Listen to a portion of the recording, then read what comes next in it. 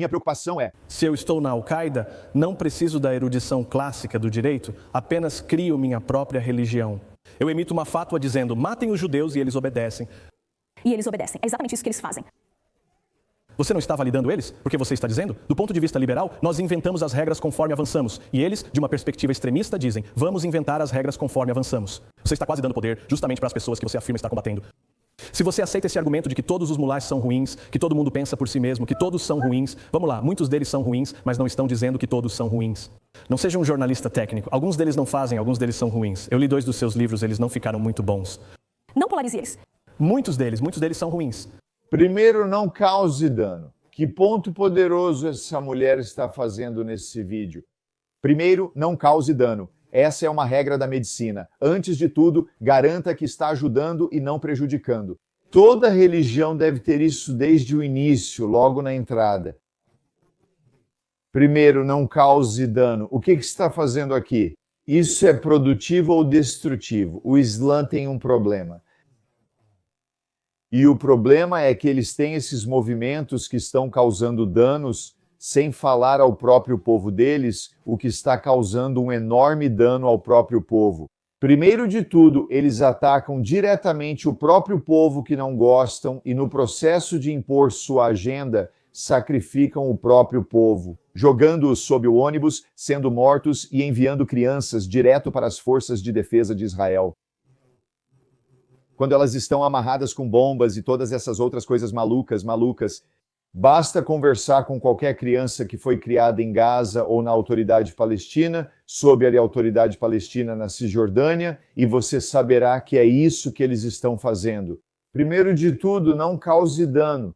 O Islã precisa descobrir como resolver esse problema que eles têm entre eles, entre seus radicais. Preste bastante atenção nisso. Kamir Shah, obrigado por participar do Head to Head. Vamos iniciar com a principal pergunta. Muitas pessoas te conhecem pelo seu primeiro livro, O Problema com o Islã Hoje. Na sua opinião, qual é o problema com o Islã atualmente? Em uma palavra, muçulmanos, nós somos o problema com o Islã hoje. Nós permitimos que a cultura tribal colonizasse a fé do Islã. Mas a boa notícia ao dizer isso é que nós também somos a fonte da reforma. Ou seja, podemos literalmente buscar inspiração em nossa própria escritura, no Alcorão, para reformar nossos corações, nossos espíritos e nosso ser. E uma passagem que foi profundamente inspiradora para mim é aquela que diz: crentes, comportem-se com justiça e sejam verdadeiras testemunhas diante de Deus. E aqui está a parte revolucionária. Mesmo que seja contra vocês mesmos, seus pais ou seus parentes, isso é um chamado para a coragem moral, é um chamado para se levantar quando outros querem que você se sente. E isso faz parte do que torna o Islã, como fé, revolucionário no século XXI, não apenas no sétimo. É fascinante ouvir você dizer isso porque muitos dos seus críticos, e você tem vários críticos, especialmente dentro da comunidade muçulmana, têm feito objeções a você ao longo dos anos. Pelo que entendi, você diz que há um problema com o Islã e muitos muçulmanos dizem, e eu me incluiria entre aqueles que dizem que o problema está nos muçulmanos. Certamente, com muitos muçulmanos, definitivamente é necessário algum tipo de reforma, mudança, revolução, chame como quiser. O Islã é a religião, não o envolva nisso. Qual sua posição? É um problema com os muçulmanos, porém. Mehdi, vamos refletir. O que é o Islã? O Islã não é uma teoria, o Islã é um modo de vida. E somos nós, muçulmanos, que definimos o que é esse modo de vida. E então, se estamos impedindo uns aos outros de expressar nossa diversidade, então? A mensagem que estamos enviando uns aos outros, não só para o resto do mundo, mas entre nós mesmos, é que isso é o Islã. Não acho que a cultura tribal não seja Islã, mas nos tornamos o problema dentro do Islã. Miriam François Sarai também está aqui, jornalista, apresentadora e acadêmica. O que acha do que o Dr. Raji disse? Eu acho que parte do problema é que eles estão voltando àqueles versículos. Eu acabei de dar um curso sobre extremismo religioso. E os extremistas, de modo geral, são politizados. Indivíduos que estão operando em um contexto onde o vocabulário dominante é o Islã. Esse é o idioma da sociedade onde operam. Portanto, para serem ouvidos pela população, eles naturalmente se expressam referenciando o Islã. Esta é uma área especializada. Quando tenho problemas médicos, legais ou financeiros, procuro especialistas. Estamos falando sobre espiritualidade, religião, fé e o além. E eu não gostaria que leigos dissessem isso, na verdade. Você vê especialistas, faz um Islã, faça você mesmo. Sem espiritualidade, espiritualidade. Não leia. Não me entenda mal. Eu entendo muito bem. E eu ouvi isso várias e várias vezes. E me lembro na Indonésia, quando esse ponto foi levantado para mim, e um estudioso certificado, sentado bem ao meu lado, disse à pessoa que estava fazendo o seu argumento: Senhor, ele disse, se você vai tão longe a ponto de comparar espiritualidade com medicina ou contabilidade, bem, na medicina existe um princípio chamado primeiro, não cause dano. É possível processar um médico por causar dano. Talvez devêssemos poder processar mulás também por isso. Por que você é especialmente contra a especialização? Sabe, é interessante porque o motivo pelo qual posso abraçar o Alcorão é que há 3 vezes mais versículos no Alcorão. Convocam os muçulmanos a pensar, repensar e analisar, como você mencionou, em vez de se submeterem cegamente. Então, por esse critério, na verdade, todas as criaturas de Deus, especialmente os muçulmanos, são chamadas a continuar pensando. Não se trata de especialização, trata-se de lembrar, Senhor, que você não é Deus e eu não sou Deus. Assim, ninguém pode garantir que tenha a interpretação correta.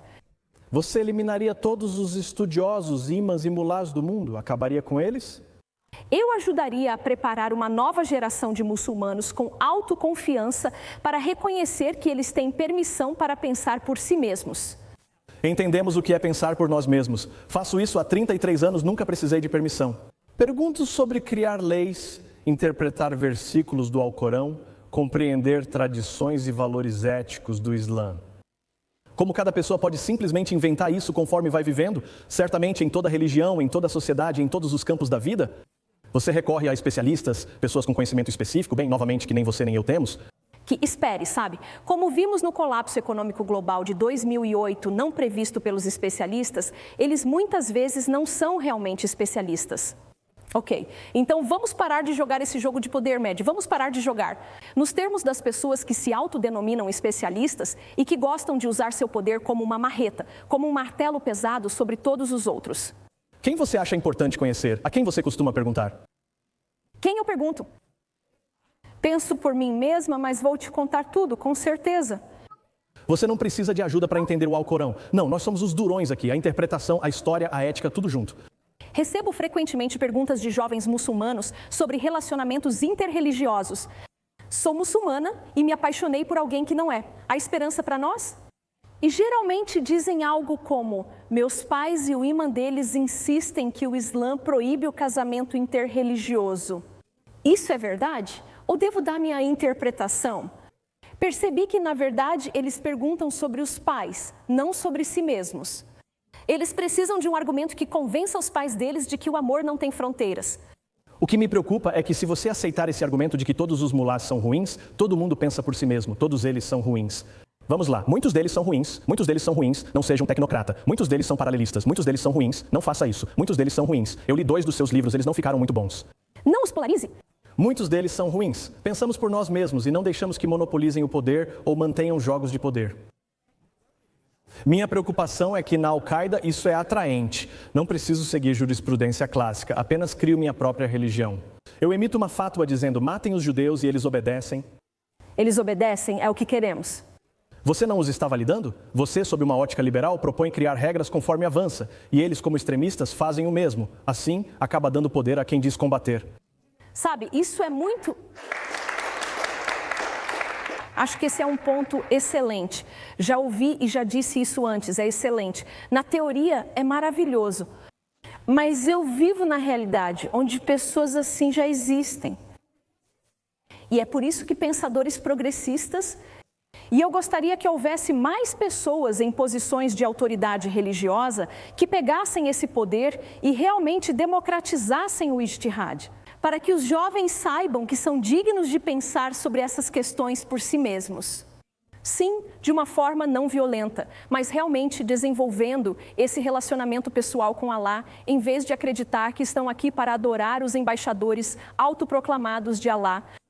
Só para deixar bem claro, antes de continuarmos, né, só para os telespectadores, você fala sobre ijtihad. Como você define ijtihad? Ijtihad é a própria tradição do Islã de pensamento independente, de raciocínio crítico, de debate, discordância e reinterpretação.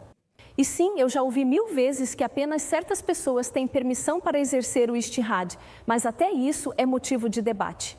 Voltando ao que você disse, não vamos jogar o jogo do jornalismo nem generalizar a polarização. Concordo, é um ótimo ponto. Que bom que você mencionou isso, pois reli seus 2 livros e concordei com muitas partes. Ela está certa sobre como as mulheres são tratadas em muitos países e comunidades muçulmanas. Ela está certa sobre a violência, a predileção pela violência. Ela está certa sobre muitas áreas. Ignorância, pensamento crítico, várias coisas. É aqui que divergimos.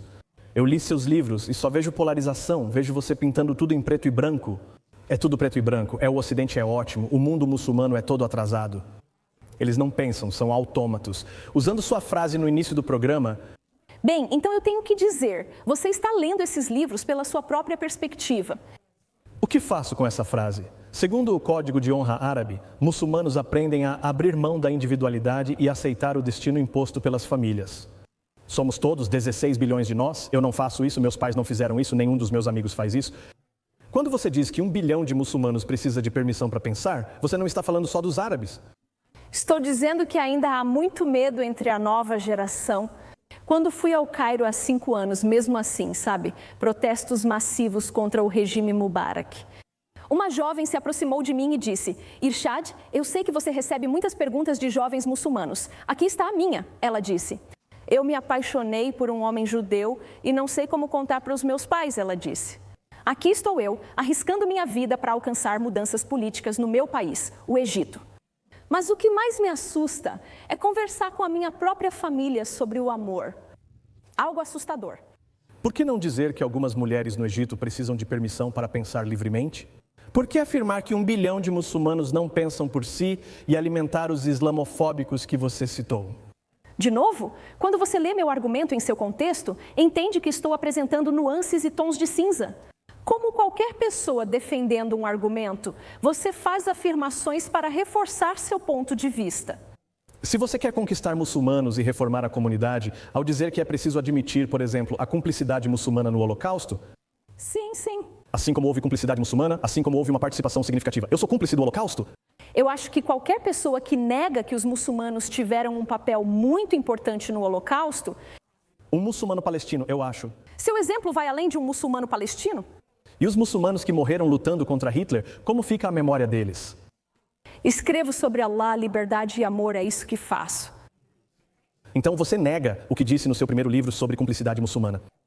Assim como eu não renego a noção de cumplicidade cristã no Holocausto. Eu só estou dizendo que nós, muçulmanos... Descentralizamos, mas você resume tudo aos muçulmanos. Os muçulmanos têm muito o que recuperar no quesito dissidência. Uma coisa que não tivemos tempo de falar, se o tempo permitisse, é que, por exemplo, você tem opiniões que a maioria dos muçulmanos não tem. A grande maioria, por exemplo, você acredita que o Alcorão é um livro imperfeito, um livro com falhas, um livro contraditório. É muito difícil para você reunir muçulmanos para falar sobre esse assunto, porque eles simplesmente não concordam com você. Claro, muitos muçulmanos não concordam comigo e com Mehdi. Muitos concordam até nisso, mas certamente você reconheceria. Certamente você reconheceria isso?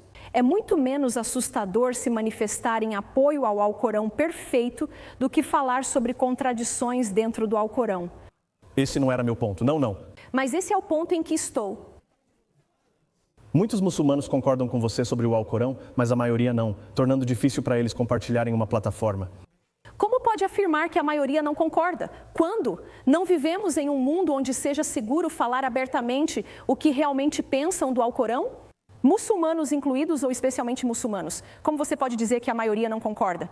A realidade é, como todos nós sabemos, que fazemos uma triagem de cada pessoa antes de embarcar em um avião. Nós não estamos preocupados com americanos, não estamos preocupados com judeus, não estamos preocupados com franceses, certo? E você pode continuar e continuar.